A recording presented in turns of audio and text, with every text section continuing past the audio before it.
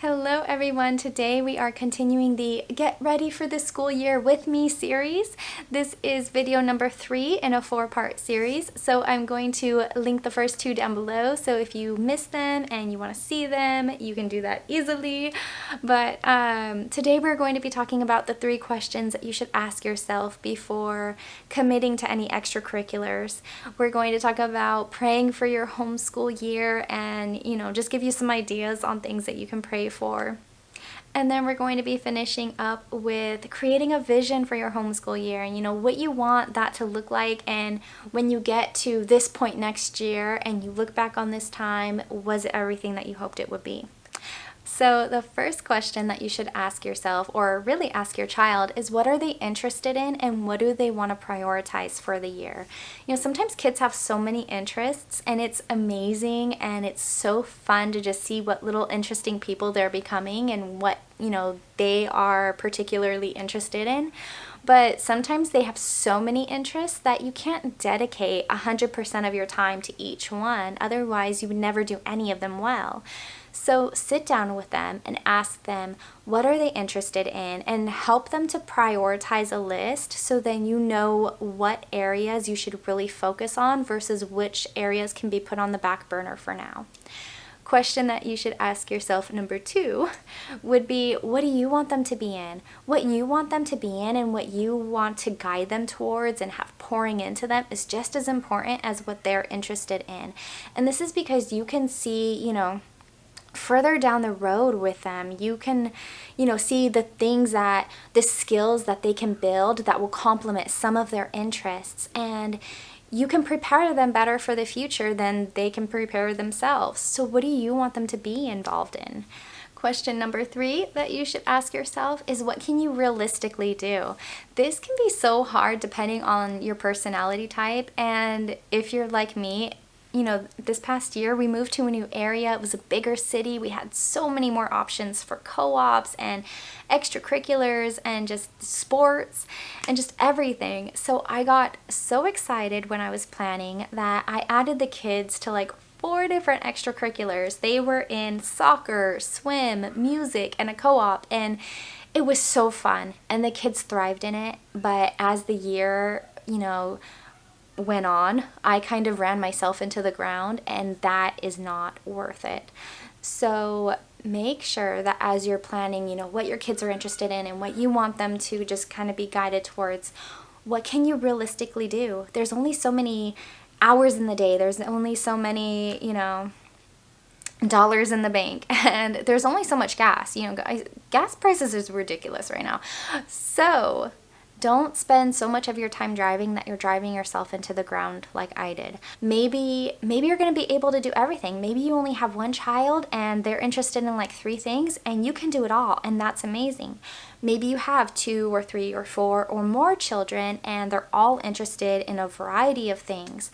You're only going to be able to do so much. So take a step back and ask yourself, what can I realistically do that allows me and my children to thrive instead of just survive?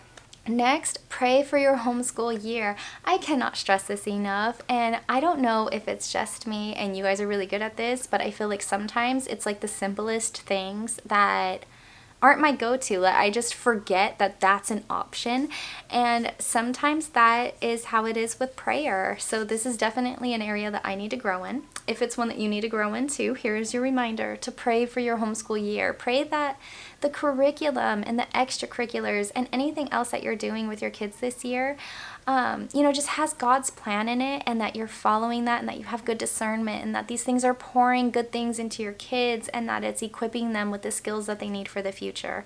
And while you're praying for your homeschool year and your children, pray for yourself. Pray that God strengthens you to handle whatever this year has for us, because we don't know what is coming this year, but He does. So pray that you are strengthened for whatever that comes, whether that is some certain grace-filled moments, whether it's for you or your children, and that your year goes well. If you need ideas on different things or different ways to pray for your homeschool year, I'm going to link a wonderful website down below that gives you some different ideas along with some scripture verses, and maybe you can just pull some different ideas from it. Next, create a vision for your year. Now, it sounds really hippie and I'm not even great at like the whole like create a vision board and have a statement and you know all of these other things that people do that they seem to be really good at and I just can't get a handle on, and I don't feel like that's my area of expertise. But I do like to have some kind of vision for where I would like our family to be next year. So create a vision. It doesn't have to be like you see on Pinterest. It doesn't like have to be like the Instagrammers that are just really great at that type of thing. It can be something small. You know, what do you want? What do you want some family goals to be? What do you want your year to look like? What do you just want to do for the year? You know, do you want your kids to have certain skills, or do you want to have certain skills by the end of next year? So this is where it comes in handy to sit down and to just really like have some 5 minutes of peace and quiet, which I know is really hard for us moms, but this is really, you know, a time where we should be planning out what our vision for the year is. And if having a word for the year or a phrase for the year is helpful to you, this is something where it's really good to plan. Ours personally is to be intentional. I want to be more intentional with my time. I want to be more intentional with going out and, you know, kind of like adventuring together and just having new experiences together. So, you know, we're going to be going out more. I want to do more outdoor activities. I want to get the kids to play and to hike and to swim and to just make memories. Like that's my goal for this year, is to just make beautiful memories by being intentional. Now, I think that as we're planning, it's so easy to get distracted by the things that are not important. And this is where it's really great to have a vision or even a word of the year, because you're going to need to know as the year progresses, you know, it's okay to say no. And it's okay to say yes. And if you have your vision and your word for the year, then this is where, you know, you can see before you go signing up for anything or saying no to something. You know, does this align with my vision? Does this align with where I want us to be by this time next year?